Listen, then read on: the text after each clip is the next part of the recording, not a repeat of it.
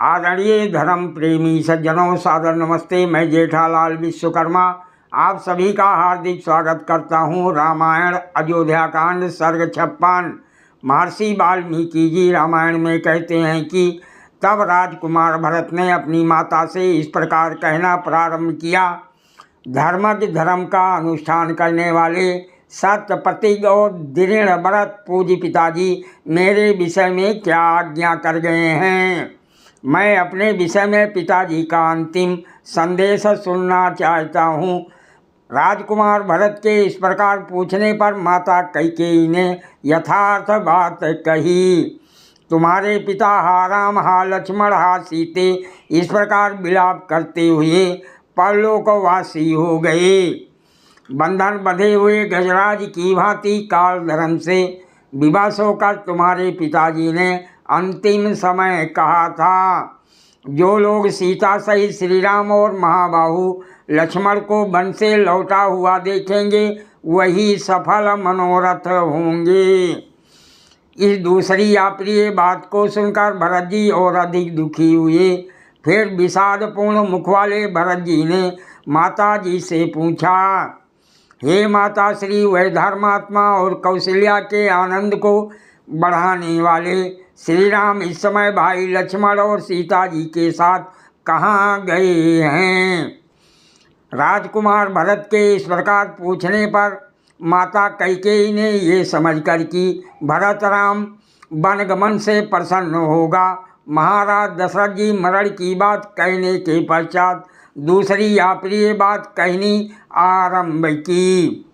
हे वत्स, वह राजकुमार रामवत्कल वस्त्र धारण कर सीता और लक्ष्मण के साथ दंडक नामक महावन में चले गए हैं।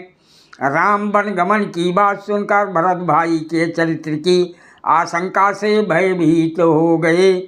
अपने वंश के महात्म तथा कीर्ति को लक्ष्य में रखकर राजकुमार भरत जी ने अपनी माता से पूछा, हे माता श्री, क्या राम ने किसी ब्राह्मण का धन छीना था अथवा क्या राम ने बिना अपराध किसी धनाढ्य या निर्धन की हत्या की थी? क्या श्री राम ने किसी पर स्त्री की ओर कुदृष्टि से देखा था? मेरे भ्राता राम को किस अपराध के कारण दंडक वन में भेजा गया? महात्मा भरत के इस प्रकार पूछने पर अपने आप को पंडिता मानने वाली वो मूर्खा प्रसन्न होकर बोली, हे वत्स, बुद्धिमान श्री राम ने ना तो किसी ब्राह्मण के धन का अपहरण किया और ना ही किसी धनी अथवा दरिद्र का वध ही किया। राम पर स्त्री को तो आँख उठाकर भी नहीं देखता। हे पुत्र, जब मैंने श्री राम के राज्याभिषेक की बात सुनी तब मैंने तुम्हारे पिता से तुम्हारे लिए राज्य और श्री राम के लिए वनवास मांगा।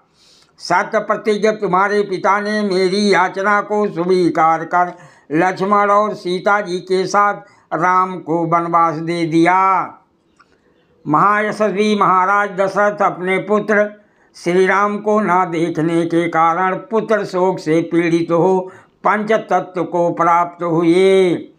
हे धर्मज्ञ, अब तुम राजपद को स्वीकार करो, क्योंकि मैंने ये सब कुछ तुम्हारे ही लिए किया है। इसलिए हे पुत्र, तुम विधि के जानने वाले वशिष्ठ आदि प्रमुख द्विजों के साथ महापराक्रमी अपने पिता का अंत्येष्टि संस्कार कराओ और पृथ्वीपति पद पर अपना अभिषेक कराओ। सादर प्रणाम। जय सिया राम जी की।